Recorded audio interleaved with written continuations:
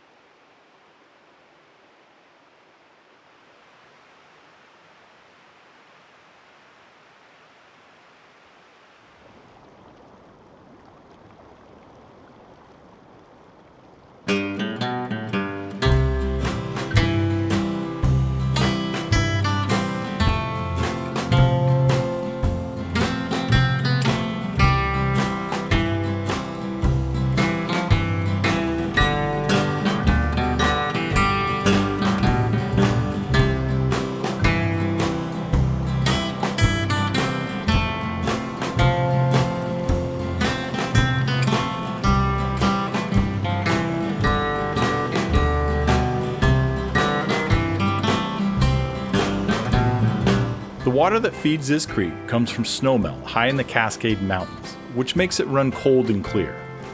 This is perfect habitat for these wild fish, and also made it a great way for me to cool off on a warm summer day.